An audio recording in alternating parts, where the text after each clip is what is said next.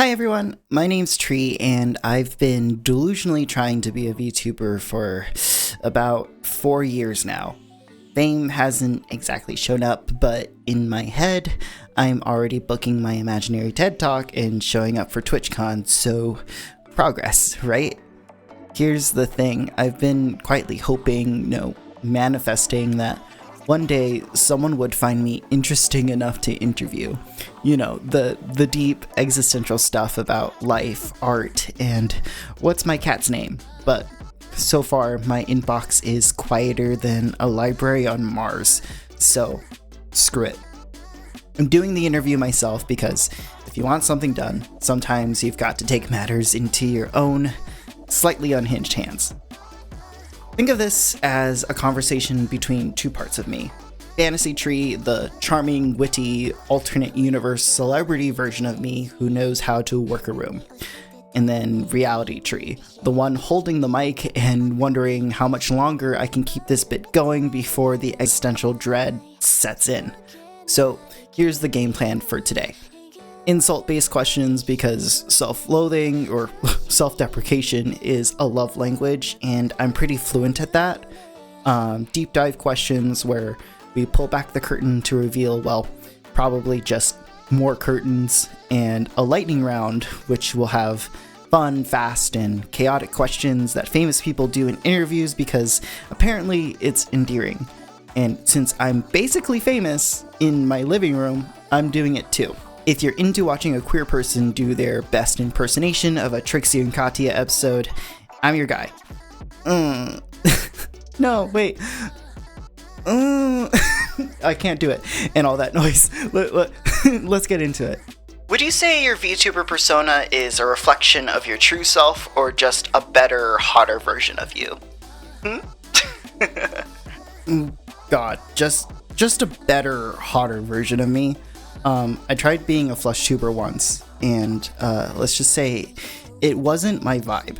But then again, being a VTuber hasn't exactly catapulted me to any significant stardom either, so honestly, I think it's just me. How much value do you place in yourself based on your subscribers and views? Way too much, like unhealthily too much. I've been spiraling over numbers since middle school when having 200 followers on social media felt like a failure compared to my friends with 1K. The only thing that's changed these days though is I've gotten better at self-sabotaging and now I have 1K subscribers too, so whee! What's the most desperate thing you've done to get more viewers? God, okay, at the time, I didn't think it was desperate, but I used to advertise myself in friends' Discord servers, obnoxiously. I was basically a walking pop-up ad, except with worse timing. And now I lie awake at night, staring at the ceiling, feeling like the ghost of cringe past is haunting me. It kinda sucks. Is being a genderqueer VTuber a meaningful part of your identity or just something you hope sets you apart in an oversaturated market?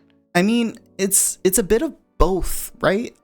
Being genderqueer is part of who I am, but in an oversaturated market, you take whatever makes you different and lean into it. If people are going to judge me for being queer offline, I might as well make them judge me online too. It's called efficiency.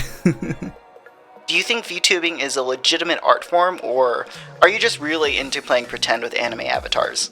Okay, hear me out. VTubing is basically drag, but for people glued to their computers. You're creating this exaggerated spectacle of yourself, performing for an audience, and hoping someone throws you $1 for it. So, I guess it depends on how you see drag queens. Do you think what they do is art? I don't know. I feel there's a long-standing tradition of gay people doing things that make them no money. It's the mental illness in it. Why do you think your content matters? Or do you even believe it does?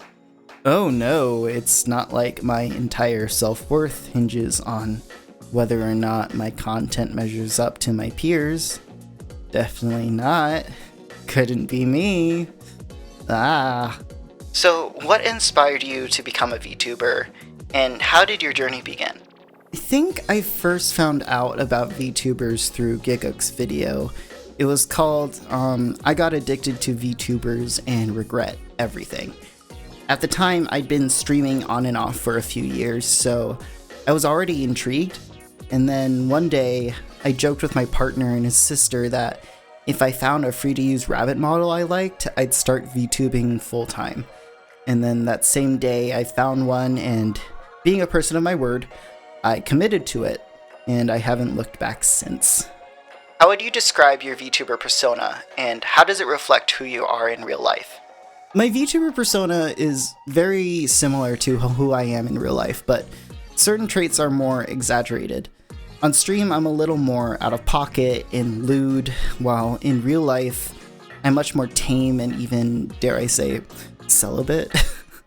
I'm also pretty introverted offline, but as a VTuber, I push myself to be more outgoing. And most importantly, though, I want to be visibly out as a gender queer person, representing both my queer and AAPI communities through my content. Your VTuber lore involves being a lost forest spirit. How much does this lore influence your day-to-day content? I think my lore is great for more serious story-based content, but I don't let it define my everyday content. My persona tree contains multitudes. It's more about my personality than the lore. That said, I'll bring it up when the context fits. I'd actually really like to do something more fantastical later on if the stars ever align for it. I'd love to do like a character trailer like what MiHoYo does for their character releases. What tone or vibe do you aim to bring to your content? I'd say it's a mix of chaos and introspection. If I try too hard to be one thing, or just one thing, I feel stifled. I have a pretty chaotic personality, but I'm also really bookish and emotionally analytical. I'm not the type to yell or overhype during big moments.